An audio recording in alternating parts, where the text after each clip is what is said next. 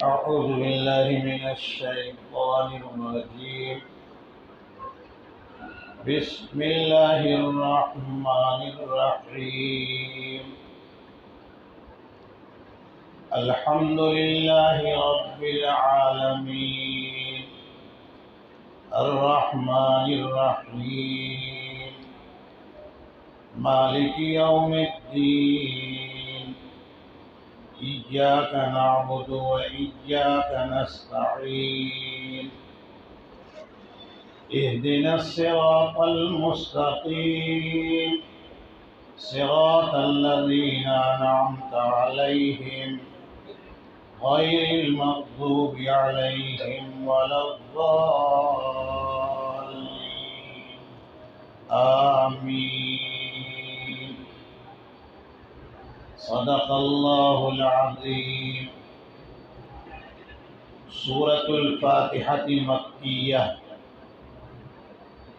سورہ فاتحہ مکی ہے. جس چیز سے آغاز اور افتتاح ہو اس کو عربی زبان میں فاتحہ کہتے ہیں. جو کہ قرآن مجید کو اللہ تعالیٰ نے حضرت خاتم النبیین صلی اللہ تعالیٰ علیہ وسلم پر نازل جو فرمایا، تو یہ بات بھی اللہ ہی کی طرف سے طے شدہ تھی اور ہے کہ جس ترتیب پر ہم قرآن پاک آپ سے اور آپ کے شاگردوں یعنی صحابہ سے مرتب کرائیں گے، لکھائیں گے، اس کو اسی طرح باقی رکھیے گا.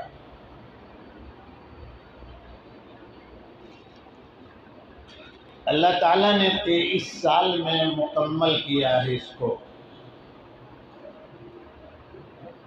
اکثر علماء اور مفسرین کا اتفاق اسی پر ہے کہ سورہ فاتحہ مکۃ المکرمہ میں نازل ہوئی ہے.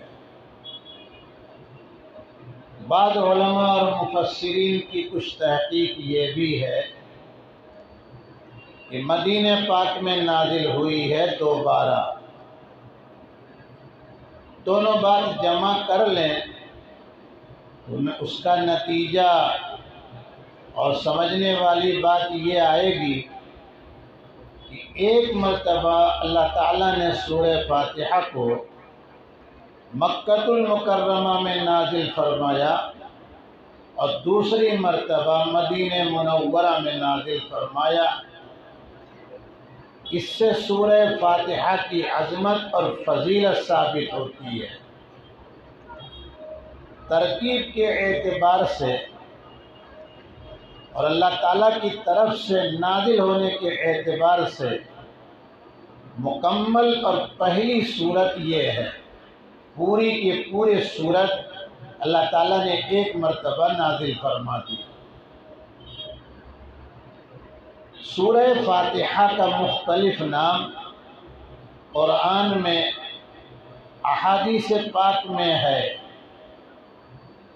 ایک بڑے مفسر ہیں، مسلکاً مالکی ہیں، امام قرطبی رحمۃ اللہ علیہ. ان کی تفسیر بیروت سے ابھی نیا ایڈیشن جو چھپا 16 جلد میں اب آئی ہے.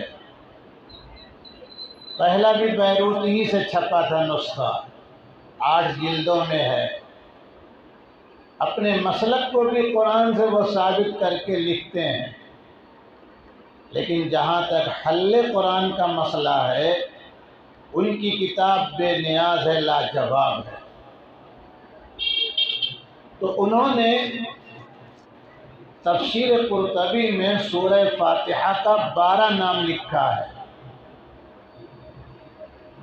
دو نام تو صراحتاً قرآن میں پایا جاتا ہے، ایک ام الکتاب سورہ رعد پارہ نمبر 13 میں ہے، اور دوسرا نام سبع مثانی 7 آیتیں، یہ سورہ حجر پارہ نمبر 14 میں ہے۔ اس کے علاوہ احادیث پاک میں سورہ فاتحہ کا نام کنزن، خزانہ ہے یہ۔ اب خزانہ جب یہ ہے تو ظاہر سی بات ہے، خزانہ کو دلچسپی سے حاصل کیا جاتا ہے، سمجھ کے نکالا جاتا ہے، نقصان نہ ہو جائے، پورا کا پورا مل جائے۔ تو قرآن اللہ تعالیٰ کا وہ کلام ہے کہ جس سے تعلق جب تک پورا کا پورا نہیں ہوگا اور اس خزانے میں اللہ کا کلام سمجھ کے جب تک اپنا دل نہیں ڈالا جائے گا، اس وقت تک قرآن سے کوئی لگاؤ پیدا نہیں ہونے والا ہے۔ تو ایک نام کنزن رکھا ہے، دوسرا نام وافیہ، ایسی صورت ہے یہ جو مکمل ہے، پوری کی پوری ہے۔ تیسرا نام کافیہ ہے۔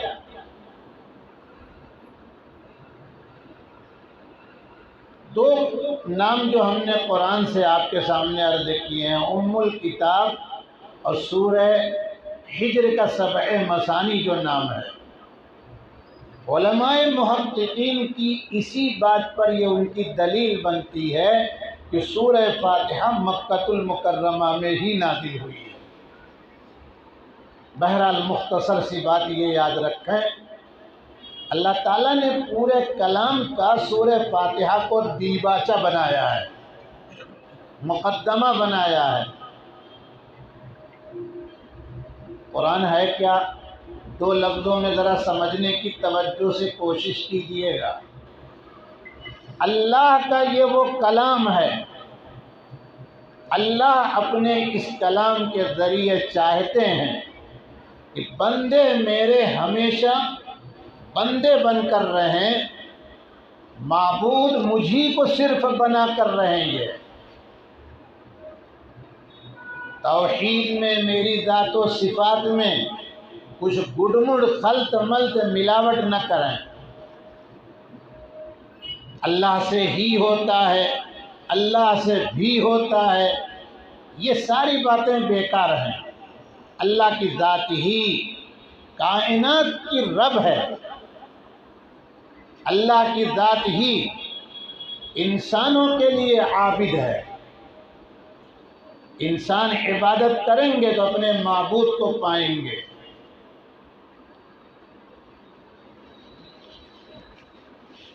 اس میں 7 آیتیں ہیں، اس پر اتفاق ہے، ایک ہی رکوع ہے۔ بسم اللہ الرحمن الرحیم، شروع اللہ کے نام سے جو بے حد مہربان، انتہائی رحم والے کے نام سے۔ رحمان اور رحیم اللہ تعالیٰ کے نام کی 2 صفت ہے۔ صفت کس کو کہتے ہیں سمجھیے گا۔ صفت کہتے ہیں ذات کو پہچاننے کے لیے کوئی سمبل، کوئی سرنیم، کوئی اس کی خاص پہچان ہو۔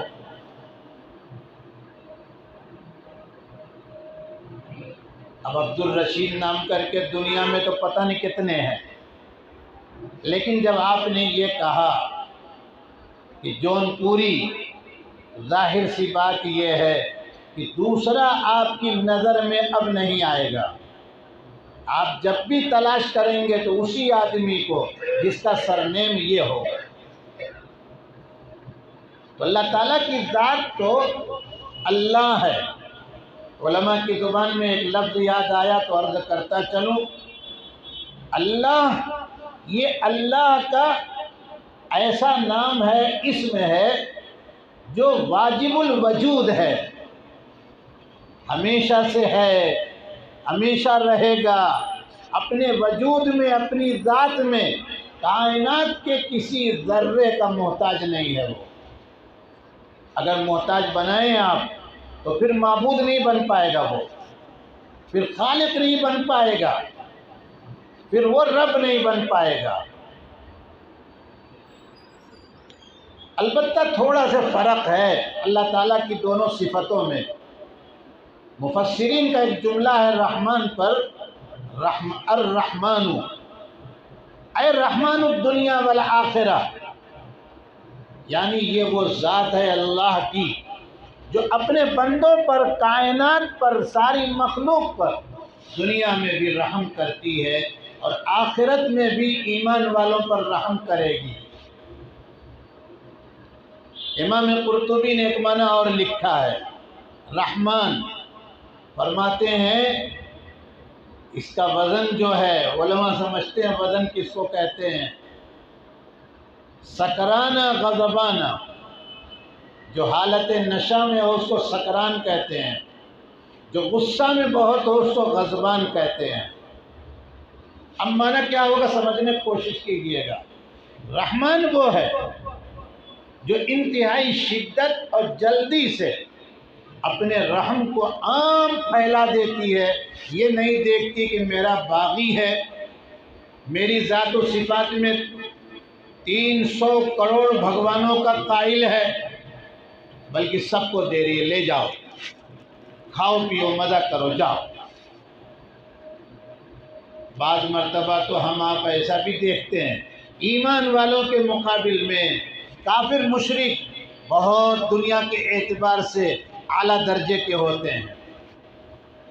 ایک پلیٹ بنانے کے لیے ایمان والے کو سالوں لوہے کے چنے چبانے پڑے، وہ بھی چھوٹا سے ملا، اور کافر کو دیکھیں آپ تو محنت کم لیکن بس ملتا چلا جا رہا ہے۔ کیوں؟ یہاں ان کی جو رحمت ہے وہ جلدی سے ملے گی اور ایسے لوگوں کو زیادہ دیتے ہیں۔ بات آئی ہے تو ایک بات سمجھیے گا، مسلمان کے پاس کم ہو، ان کے مقابل میں بہت کم ہو، اس میں بھی مسلمان کا امتحان۔ تم شکر ادا کرو گے یا نہ شکرے بیٹھے رہو گے، ہائے ہائے کر کے انہی کے بنگلے اور گاڑی کی تعریف کرتے رہو گے، انہی کے پیچھے دوڑو گے۔ ان اللہ یبسط الرزق لمن یشاء ویقدر۔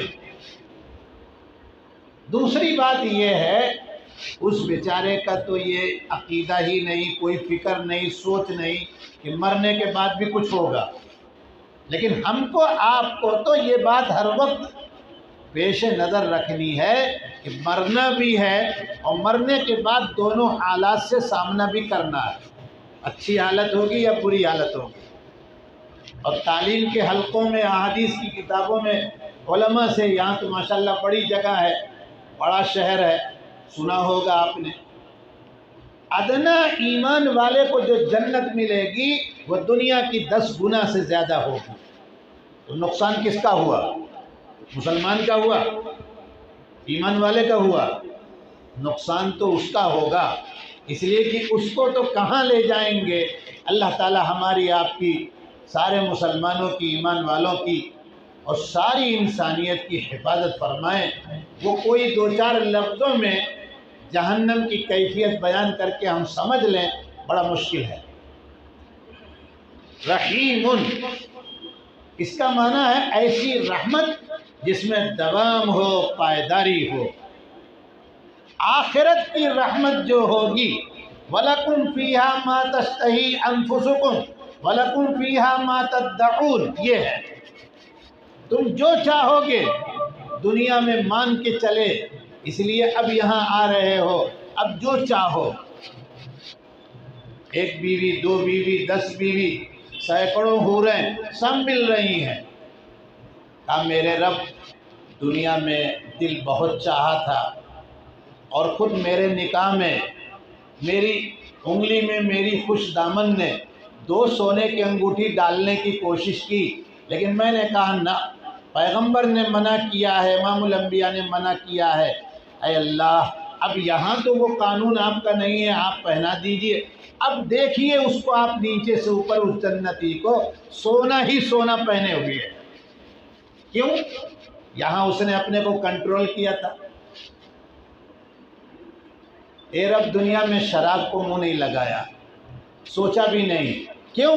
اس میں آپ کی نافرمانی ہونے والی ہے، اس میں آپ ناراض ہوتے۔ اب تو پلائیے، ختامہ مسکن، ایسی بوتل پیش کی جا رہی ہے کہ جو مشک کی مہر سے ٹھپا لگا ہوا ہے۔ شراب دنیا کی کیسی بھی ہو، ناپاک تو ناپاک ہی رہے گی۔ وہاں کی شرابن طہورا، سلسبیل، مشک عنبر کی شراب، یہ ہے ایمان والوں کا معاملہ۔ تو رحیم کا معنی یہ ہے اللہ تعالیٰ کی ایسی رحمت جس میں دوام ہے، پائیداری ہے۔ جنت میں آپ ہم انشاءاللہ چلے گئے، خالدین فیہا، اسی میں ہمیشہ ہمیشہ رہو، پائیدار ہے، ابدا، دائمی طور پر تمہارے کوئی کمی ہونے والی نہیں ہے۔ لیز پر جنت ہم نے نہیں دی ہے، یہاں تو لیز پر بھی زمین ملتی ہے 100 سال کی، 99 سال کی، اور پھر اس کے آگے کیا تماشا ہوتا ہے وہ آپ جانتے ہیں۔ وہاں جنت مل گئی، اور تو اور جنت ملنے کے بعد حکم ہوا، جنتیوں خوش ہو، کہا میرے رب ہم اس لائق کہاں تھے، اتنا آپ نے زیادہ دیا ہے کہ ہم سوچ نہیں سکتے تھے۔ فرمایا نہیں، ابھی ایک نعمت باقی رہ گئی ہے۔ کہا وہ کیا؟ کہا جاؤ میں ہمیشہ کے لیے تم سے خوش، وَرِضْوَانٌ مِّنَ اللَّهِ اکبر۔ غلام اپنے آقا سے یہی چاہتا ہے کہ آقا خوش رہے۔ آقا جب خوش ہوگا تو ساری چیز غلام کی ہے۔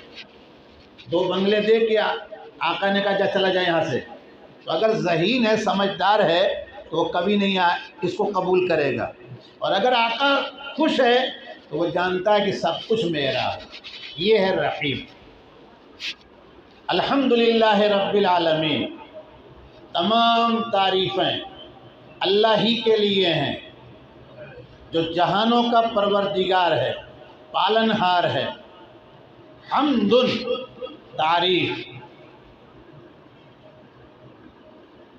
دنیا میں، انسانوں میں، کائنات میں کوئی چیز کبھی آپ کی میری نظر میں گزرے، دیکھیں ہم، جو قابل تعریف ہے تو در حقیقت اللہ کی تعریف ہے۔ کاہے رنگ اور چمڑا دونوں بنانے میں انسان کا کوئی دخل نہیں۔ وجیہ، بڑا خوبصورت آدمی آج میں نے دیکھا کہ اللہ تعالیٰ نے بنایا، کچھ کر کے دیکھ لیجیے آپ سوچئے، آئی پلاسٹک سرجری؟ نہیں آئی، کافی کام ہو رہا ہے، لیکن قسم کھا کے کہتا ہوں، میرا خود اپنا تجربہ ہے، پلاسٹک سرجری والے کے چہرے کو دیکھ کر مجھے ڈر آ جاتا ہے۔ اور یہ سرجری کرنے والی ذات، وہ کوئی بھی کلر ہو سب اچھا ہے، اس ذات کا بنایا ہوا جب تک صحیح سالم ہے، آپ دیکھ کر خوش ہوتے ہیں، السلام علیکم، چاہے پہچانے یا نہ پہچانے۔ تو ساری تعریف، اور ہم کو آپ کو پیغمبر ایسے ملے جن کا نام نامی جہاں محمد ہے وہیں احمد بھی ہے۔ احمد کا معنی یہ ہے ایسی ذات جو مسلسل تعریف کر رہی ہو۔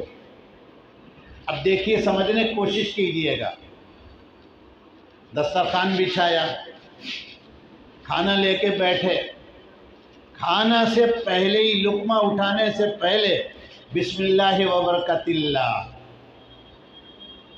والا بھی ہے، اور کھا کے فارغ ہوئے تو کچھ نہیں تو اتنا ضرور کہتا ہے مومن، الحمدللہ الذی اطعمنا وسقانا وجعلنا مسلمین۔ اور بڑی دعا یاد اگر ہے، الحمدللہ الذی اطعمنی ھذا ورزقنی من غیر حول منی ولا قوة غفر له ما تقدم من ذنبه وما تأخر۔ پیغمبر نے سب تعریف کر دی اللہ تعالیٰ کی. دسترخوان کہاں اٹھاؤ تو اس کی بھی دعا بتا دی. کھا کے فارغ ہوئے خاص طور سے رات کا کھانا تو بستر ملے گا کہ نہیں ملے گا؟ اب تو بستر ہی کی باری ہے نا. وہاں آئے تو کیا کہہ رہے ہیں؟ اگر یہ یاد ہے کہا سورہ ملک پڑھ کے سویا کرو تو بیٹھا یا لیٹا تبارک الذی بیدہ الملک شروع کیا. الذی خلق الموت والحیات، یہ اسی ذات کی تعریف ہو رہی ہے جس نے موت اور زندگی کو پیدا کیا ہے. اور پھر کہا چھوٹی سی دعا پڑھی اگر بڑی دعا یاد نہیں ہے، اللہم بسمک اموت و احیا. کہا کروٹ لیتے ہیں نیند کبھی کھل جائے تو الحمدللہ سو کر اٹھے، الحمدللہ الذی احیانا بعد ما اماتنا والیہ النشور. اب جب سو کے اٹھے تو جانا تو پڑے گا کہیں نہ. ہم مولوی لوگ شرارتی ہوتے ہیں تو ہم لوگ کہتے ہیں صبح پہلے نمبر پر آدمی دفتر قادیان جاتا ہے. سنائیں گے ہم کبھی انشاءاللہ، زندہ رہے موقع رہا، درس کا موقع سلسلہ چلتا رہا تو سنا دیں گے دفتر قادیان کا کیا مطلب ہے. تو اللہ کی ذات وہ ہے جو تمام تعریفوں کی وہی لائق ہے. اس کے بعد کیا کہا ہے؟ رب العالمین. دونوں الگ الگ ہیں. رب کس کو کہیں گے؟ اللہ کی ذات کے علاوہ کسی کو نہیں کہیں گے. رب وہ ذات ہے جو آہستہ آہستہ، علماء کی زبان میں کہیں تدریجاً، آپ اپنی زبان میں کہیں اسٹیپ بائی اسٹیپ، نیچے سے اوپر اس کو لا رہا ہے. مبارک ہو آپ کو. کہا کیا ہوا؟ کہا پوترا پیدا ہوا ہے. تو کتنا بڑا پیدا ہوا؟ 6 فٹ کا، شاید 1 فٹ بھی مشکل سے ہو رہا ہو. کہا نہیں، انگلیاں بڑی لمبی ہے تو 16 انچ کا ہوگا. اور کتنا ہوگا ناپ لو. اب پھر آج مبارکبادی آپ دے رہے ہیں. کہا کیا ہوا بھائی، کس بات کو مبارکبادی عبداللہ بھائی کو آج دے رہے تھے آپ؟ کہا ان کے پوترے کا آج نکاح تھا تو 16 انچ لمبا آج 6.5 فٹ یا 7 فٹ کا ہو رہا ہے. یہاں تک لایا کون؟ یہاں تک کون لایا؟ یہ وہی ذات ہے جو ہر چیز کو مرحلہ وار ضرورت کے بقدر ہمارے آپ کے سمجھ میں آئے نہ آئے تربیت دے دے کے، پال کے، پوس کر، کھلا کر، پلا کر بڑا کرتی ہے. اب یہاں ایک بات سمجھنی ہے، ہم آپ تو عالم سے مراد یہی دنیا لیتے ہیں اور اللہ تعالیٰ کہتے ہیں العالمین. علماء سمجھتے ہیں جمع ہے عالم کی. میرے بھائیو، اب اس کا مطلب سمجھنا آپ کے لیے کوئی مشکل نہیں ہے. جن وقتوں سے ہم گزر رہے ہیں، جس زمانے میں ہم چل رہے ہیں، موبائل جیب میں ہے آپ کے، نکال کے آپ اس کو ذرا گوگل پر، یوٹیوب پر چلے جائیے. ارے یہ کیا ہے؟ کہا مولانا یہ تو فلاں ملک کا ایسا بھیانک سمندر ہے کہ وہاں سے کوئی جہاز بھی نہیں گزر پاتا. کہا یہ کیا ہے؟ کہا یہ بھی مچھلی ہے. ارے ایسی کیسی مچھلی؟ کہا بھاؤ دھکا پر جا کے دیکھو. میرے جیسا آدمی جھینگا سمجھتا تھا کہ بہت بڑا ہوگا تو 1.5 یا 2 انچ لمبا ہوگا. ہمارے مولانا اور عبدالحلیم صاحب جونپوری رحمۃ اللہ علیہ سنگاپور گئے، واپس آئے، ایسے ہی کوئی بات آئی. ہم لوگوں سے تو گھر کا مسئلہ تھا، ایسے ہی بولتے تھے، ہم لوگوں کی تعریف کبھی نہیں کرتے تھے. کہا احمق، میں سنگاپور گیا تھا، ان کے اپنے میزبان کا نام لیا کہ 5 کلو کا جھینگا دکھایا. ان کی اولاد میں نا، اس لیے میں نے کہا بڑے میاں کو کسی نے بتا دیا ہوگا. ہم جا رہے تھے ایک مرتبہ یہیں بھاؤ دکا سے کوکن میں ایک دوسرے گاؤں، اور لانچ سے جانا تھا، صبح کا ٹائم، اور لانچ آئی، مچھلیاں اترنے لگی۔ حالانکہ مجھ کو اس کی مہک سے بہت گھبراہٹ ہوتی ہے، لیکن میں نے کہا نہیں دیکھوں کیا کیا مچھلی ہے۔ کئی سال پرانی بات ہے، کم سے کم 50 قسم کی مچھلیاں، اور میں نے اس سے پوچھا جھینگا ہے؟ تو فوراً کہا چھوٹا کہ بڑا؟ میں نے کہا بڑا سے بڑا، کہا آؤ۔ تو ایک بوری میں 15 جھینگے تھے جو کم سے کم 3-3 کلو کے۔ یہ ہے عالم اس کا، کائنات اس کے سامنے جو ہے اس نے ایسا پھیلا رکھا ہے، ایسا پھیلا رکھا ہے، ہمارا آپ کا ذہن وہاں تک جا ہی نہیں سکتا۔ جانور میں آپ چلے جائیں، جو جانور حلال ہیں یا جو جانور حرام ہیں، ان کی قسمیں آپ تلاش کریں تو گنتے تھک جائیں گے، وہ ملتی چلی جا رہی ہیں۔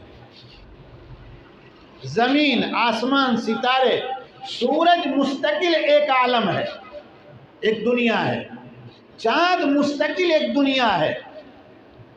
اسی لیے تو انسانوں نے اپنی طاقت لگانے کی وہاں بھی کوشش کی کہ نہیں کی؟ اگر وہ مستقل عالم نہ ہو تو یہ سارے عالم کا رب کون ہے؟ زور سے کہیے اللہ۔ سارے عالم کا رب کون ہے؟ اللہ۔ الرحمن الرحیم، اس پر ہم ابھی عرض کر چکے ہیں۔ مالک یوم الدین، وہ انصاف کے دن کا مالک ہے، روز جزا کا مالک ہے۔ اس میں کون سی بڑی بات ہو گئی؟ ذرا سمجھنے کی کوشش کیجئے گا کہ روز جزا کا مالک ہے، نہیں، سمجھنے کی بات ہے۔ پہلے تو یہ سمجھیے مالک کہتے کس کو ہیں؟ مالک وہ شخص ہوگا جو اپنی ملکیت کی چیز کو جیسے چاہے استعمال کرے، تصرف کرے۔ 100 روپے آپ کے پاس ہے، میں بچوں کے ماحول کی مطابق بات کروں، چاہیں تو وہ ٹاکیز میں لے جا کے دے آئیں، اور چاہیں تو اس سے وہ کچھ خرید کے کھا لیں، اور چاہے تو وہ کہیں اور کچھ کر لیں۔ آپ اگر مالک بنا چکے ہیں تو روک نہیں سکتے ہیں آپ۔ اب قیامت کے دن کا مالک اللہ ہے، جی ہاں، کاہے انسان تو بہت بہکے ہیں نا، بہت بگڑے ہیں۔ اسلام سے پہلے عام طور پر یہ بات پھیلی ہوئی تھی کہ اللہ تعالیٰ کے اوپر ضروری لازمی ہے کہ وہ اپنے بندوں کے گناہ کو معاف کریں، بغیر معاف کیے ہوئے کوئی چارے کار نہیں ہے۔ حالانکہ اللہ تعالیٰ پر کوئی چیز ضروری ہے ہی نہیں۔ عیسائیوں نے اسی سے دھوکہ کھایا اور خوب چلے، اور آج تک اسی پر گمراہ پڑے ہیں کہ دھرتی پر جب انسانوں نے بہت گناہ کیا، پاپ کیا، تو اللہ تعالیٰ نے کہا سزا دو، لیکن وہ رحیم ہیں، رحمان ہیں۔ انہوں نے کہا ایک کام کرتے ہیں، سنیے گا آگے کی بات، ایک کام کرتے ہیں، اپنے بیٹے کو دنیا میں بھیج کر، یعنی عیسیٰ علیہ السلام کو، اور سولی پر چڑھوا دیتے ہیں، سارے انسانوں کے گناہ کا کفارہ بن جائیں گے۔ کچھ سمجھ میں آئی بات آپ کو؟ کس طرح کا گورکھ دھندا یہاں کر رکھا ہے۔ ایک تو اللہ تعالیٰ کی ذات و صفت لم یلد ولم یولد ہے، ولم یکن لہ صاحبہ ہے، نہ بیوی ہے نہ اولاد ہے، نہ وہ کسی سے پیدا ہوئے ہیں، نہ انہوں نے کسی کو بیٹا بیٹی بنایا ہے۔ اور دوسری بات یہ کہ اگر مان لیں انہی کے مطابق اپنے بیٹے کو سب کے گناہ کا کفارہ بنایا، تو ایک تو بیٹا، ان لوگوں کے مطابق عیسیٰ علیہ السلام رسول اللہ ہیں، اور بنا دیا ابن اللہ، اللہ کا بیٹا، اور اس ایک بیٹے کو اللہ میاں سارے انسانوں کے کفارہ کے لیے سولی پر چڑھا دے، یہ کوئی بات عقل میں آنے والی ہے؟ لیکن جب گمراہ ہوئے تو اسی طرح سے ہوئے۔ اللہ تعالیٰ یہ کہتے ہیں کہ روز جزا میں مجھے پورا پورا اختیار ہے۔ انصاف کا دن جو ہوگا قیامت کا دن، میں جس کا چاہوں گناہ معاف کروں اور جس کا چاہوں گناہ معاف نہ کروں۔ آج کے دن میرے اس ججمنٹ میں، میرے اس فیصلے میں کوئی کچھ کر سکتا نہیں ہے۔ قادر ہیں وہ اسی بات پر۔ ایاک نعبد و ایاک نستعین، ہم آپ ہی کی عبادت کرتے ہیں، ہم آپ ہی سے مدد طلب کرتے ہیں۔ عبادت کے دائرے میں ہر وہ چیز آئے گی جس پر ثواب ملنے والا ہو۔ نماز پڑھی جائے گی کس کے لیے؟ بولیے نا، صرف اللہ کے لیے۔ روزہ رکھا جائے گا اللہ کے لیے، حج کیا جائے گا اللہ کے لیے، صدقہ، نذر و نیاز، قسم، یہ ساری چیزیں اللہ کے لیے۔ اگر کسی مسلمان نے بے سمجھے یہ کہہ دیا میں نے نظر مانی فلاں کے لیے، ان کے نام پر یہ چیز چڑھا دیتا ہوں، قربان کر دیتا ہوں، تو آپ سمجھ جائیے کہ بہک گیا ہے وہ۔ نظر جو ہوگی، منت جو ہوگی، وَيُوفُونَ نُذُورَهُمْ، یہ لوگ اپنی منتوں کو پورا کریں گے، اللہ کے لیے کریں گے، اس کے علاوہ نہیں کریں گے۔ تو وہ عابد ہے، ارے معبود ہے، اور سارے انسان عابد ہیں۔ دوسری ایک چیز اور ہے، مختصر طور پر سمجھ لیجئے گا۔ مدد طلب کی جائے، مدد مانگی جائے، استعانت باللہ یعنی صرف اللہ کی ذات سے۔ اشارتاً اللہ تعالیٰ نے دعا کا حکم یہاں دے دیا ہے، دعا کرتے رہا کیجئے، انہی کے سامنے ہاتھ پھیلائیے، وہ دیں گے، آج نہیں تو کل مل کے رہے گا۔ اہدنا الصراط المستقیم، صراط اور المستقیم یہ دونوں الگ الگ ہے۔ صراط مانے راستہ، مستقیم مانے درست، ہم کو سیدھے راستے پر چلا دیجئے۔ اور یہی پورا سیدھا راستہ جو ہے اس آیت کی تفصیل ہے، پورا قرآن الف لام میم سے والناس تک۔ اور اسی سیدھا راستہ اسوہ حسنہ ہے۔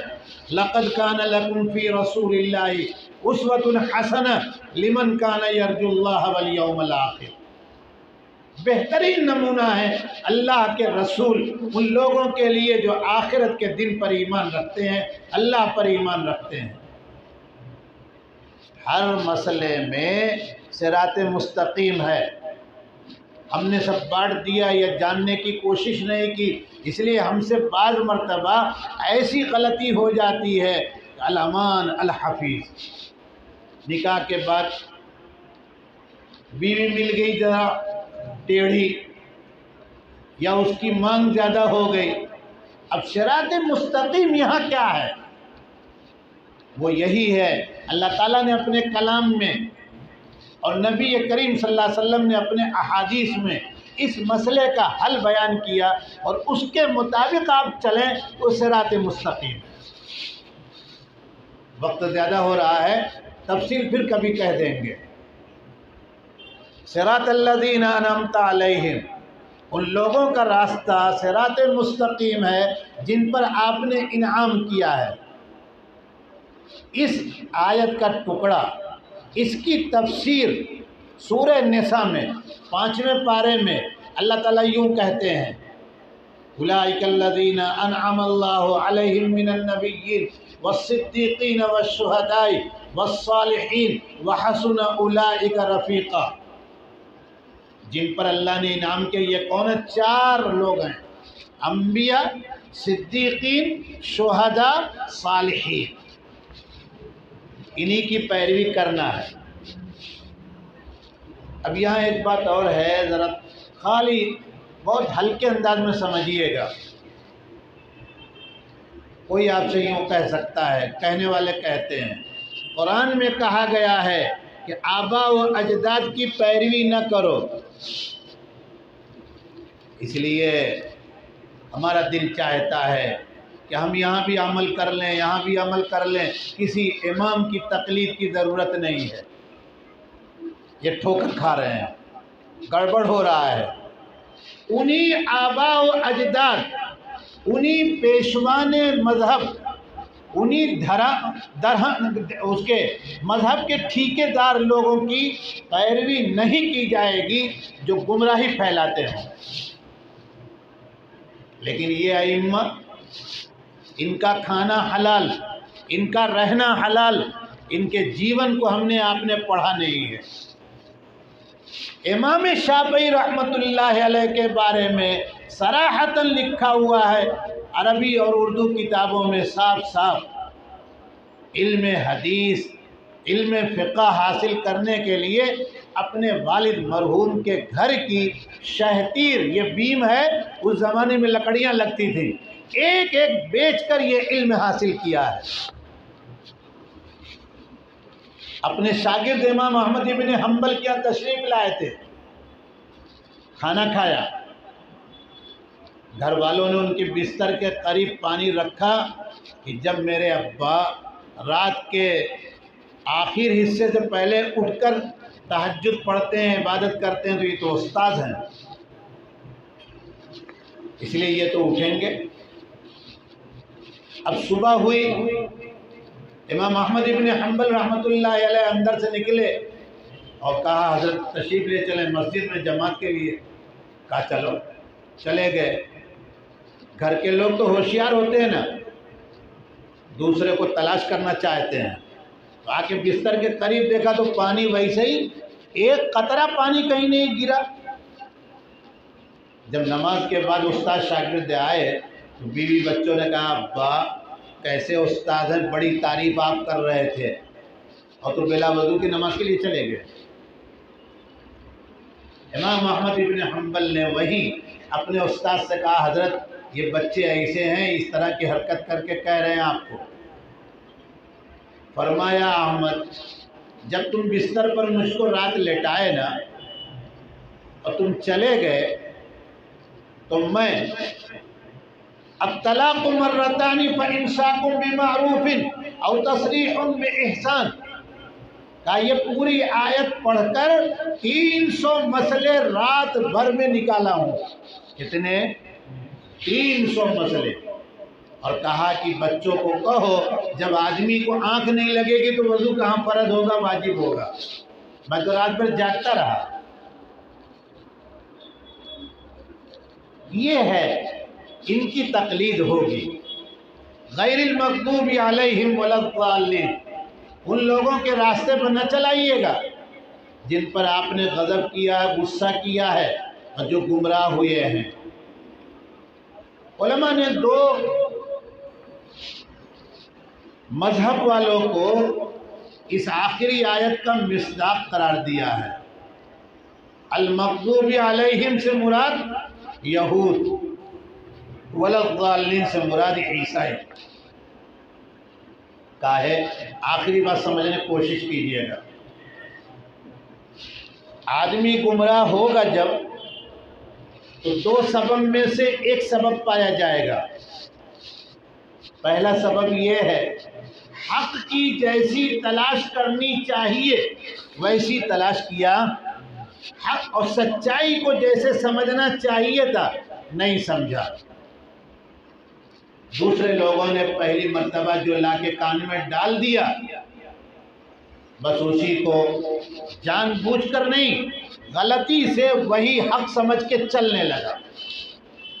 عیسائیوں کا حال یہی ہے۔ یہ آج دنیا میں جو عیسائیت ہے، یاد رکھیے گا، یہ پولس کی عیسائی ہے۔ پولس ایک بڑا شرارتی یہودی تھا، اس نے سب گڑبڑ کر کے ان کو دے دیا، یہ اسی راستے پر جا رہے ہیں۔ اور دوسرا سبب یہ ہوتا ہے کہ جان بوجھ کر ضد اور بغض میں حق کا انکار کر دینا۔ حضور پاک صلی اللہ علیہ وسلم کی حیات طیبہ میں اور مدینہ منورہ میں یہودیوں کا بہت بڑا علاقہ تھا۔ 3 قبیلے تو مدینہ سے یعنی حضور سے ملے تھے ایک دم، بنو نذیر، قریظہ، قینقاع۔ اور اس وقت کی مدینہ کی ریاست میں ایک ضلع کہیے یا شہر کہیے خیبر، انہیں خوب پتہ، اچھی طرح جانتے تھے۔ قرآن خود کہہ رہا ہے یعرفون ابناءہم کما یعرفون، یہ جیسے اپنے بیٹوں کو پہچانتے ہیں اس سے کہیں زیادہ آپ کو پہچانتے ہیں۔ اس لیے ہم کو آپ کو ہمیشہ اس بات کا خیال رکھنا چاہیے کہ ائمہ متبوعین جو 4 امام ہیں یا اور بھی جو اللہ کے نیک بندے ہیں، ان کی ذات و صفات کے بارے میں ہم اس وقت اس زمانے میں برا بھلا کہیں، یہ عاقبت تو خراب ہوگی، باقی کوئی فائدہ ہونے والا۔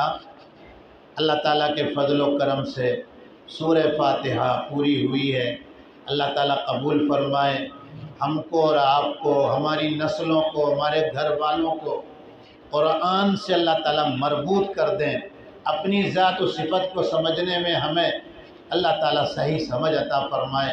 سبحان ربک رب العزت عما یصفون وسلام علی المرسلین والحمد للہ رب